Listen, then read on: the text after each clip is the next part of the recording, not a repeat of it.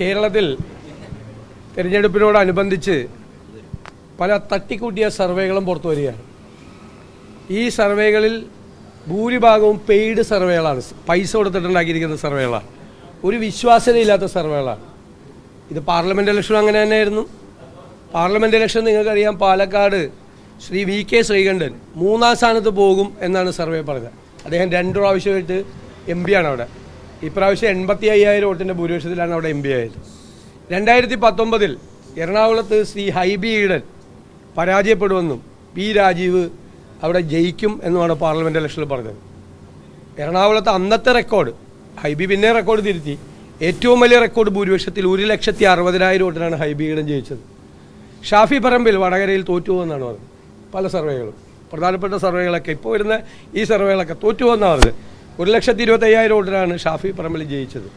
ഈ സർവേകളിലൊന്നും ഒരു കാര്യമില്ല. ഇത് പലതും നമുക്കറിയാം തട്ടിക്കൂട്ടിയ സർവേകളാണ്. യഥാർത്ഥത്തിലുള്ള ജനവികാരം പ്രതിഫലിക്കുന്ന സർവേകളല്ല.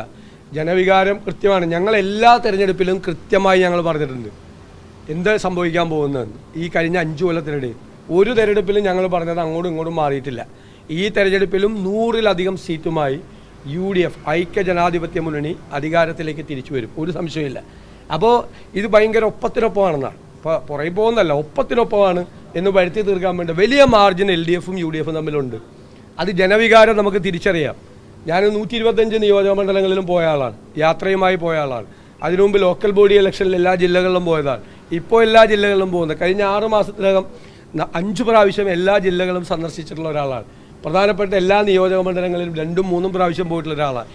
ഇത് ജനവികാരം എന്ന് പറയുന്നത് ഈ സർക്കാരിനെതിരായി അതിശക്തമായി നിൽക്കുന്നു. അതേ അവസരത്തിൽ ചരിത്രത്തിലാദ്യമായി, ഇന്ത്യ ചരിത്രത്തിലാദ്യമായി UDF വളരെ തയ്യാറെടുപ്പോടുകൂടി ഒരു ഗവൺമെൻറ് അധികാരത്തിൽ വന്നാൽ എന്തു ചെയ്യണം എന്നുള്ള കൃത്യമായ നിർദ്ദേശങ്ങളുമായി ഗവേഷണ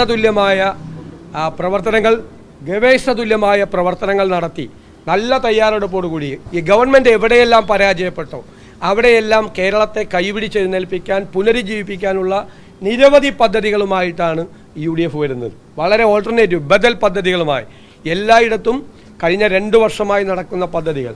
അതുപോലെ ഈ സംസ്ഥാനത്തിൻ്റെ മുഖച്ഛായ തന്നെ മാറ്റുന്ന വലിയ, നമ്മുടെ കേരളത്തെ ഒരു പോർട്ട് സിറ്റിയാക്കി മാറ്റാൻ കഴിയുന്ന കോസ്റ്റൽ ഷിപ്പിംഗ് പദ്ധതി, അതുപോലെ 27 പദ്ധതികൾ കൊണ്ടുവരുന്ന ഏവിയേഷൻ പദ്ധതികൾ, എയർപോർട്ടുകളെ കൂട്ടിയിണക്കി, തൊഴിൽ സംരംഭ പദ്ധതി 10,000 സംരംഭങ്ങൾ തുടങ്ങുന്നു.